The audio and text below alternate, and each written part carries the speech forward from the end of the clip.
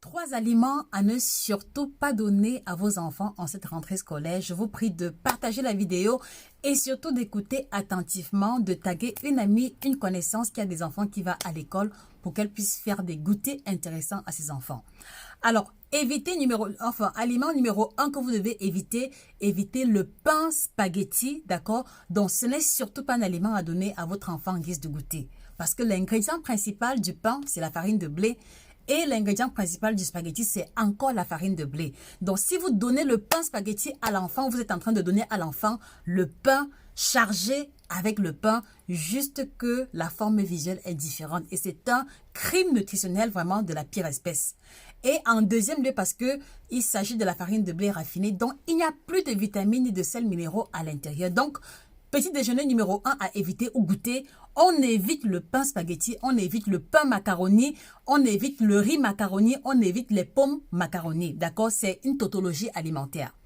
Numéro 2, vous devez éviter absolument les beignets sucre, d'accord? Et ici, ne venez pas me parler de budget parce que il faut savoir prioriser ce qui est vraiment important. Si vous investissez sur les fournitures scolaires, sachez également investir sur l'alimentation qui conditionne les capacités intellectuelles de l'enfant. Donc, numéro 2, on évite les beignets sucre parce que vous voyez très bien que la plupart des beignets qui sont commercialisés, c'est à base de la farine de blé raffinée.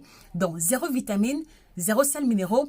Et dessus, on aura encore l'huile de friture. Bon, ce n'est pas un problème. Mais mon problème, c'est le sucre qu'on va rajouter dessus et qui, malheureusement, va rapporter l'énergie rapidement à l'enfant. Et quelques heures plus tard, l'énergie sera au niveau au plus bas. Voilà pourquoi est-ce que vous allez avoir des enfants très agités en classe, des enfants qui manquent de concentration. Parce qu'une fois que le niveau de sucre diminue, il y a comme cette espèce de trouble-là qui fait qu'ils sont en hypoglycémie et ils manquent de concentration. Petit déjeuner numéro 3, on va éviter les jus gazeux, les jus en sachet, même si ça coûte moins cher. Même si on vous convainc qu'il y a des fruits à l'intérieur, croyez-moi, si vous lisez attentivement les ingrédients, ce n'est pas le cas. Je parle des jus en sachet qui sont commercialisés dans les boutiques à 50 francs, 60 francs, 100 francs. Évitez absolument et trouvez le moyen de faire vous-même les jus maison. Je vous ferai d'autres recettes dans d'autres vidéos. Alors, s'il vous plaît, est-ce que vous pouvez repartager la vidéo à toutes les mamans, à toutes les connaissances dans les groupes WhatsApp, Telegram, Facebook où on parle d'alimentation pour que les mamans soient informées et fassent les choix stratégiques.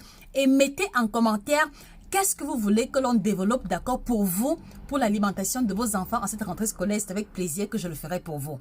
C'était Josica, votre spécialiste de l'alimentation tropicale. Merci de vous abonner et on se dit excellente rentrée scolaire à vous et courage à vous, chers parents. Au revoir.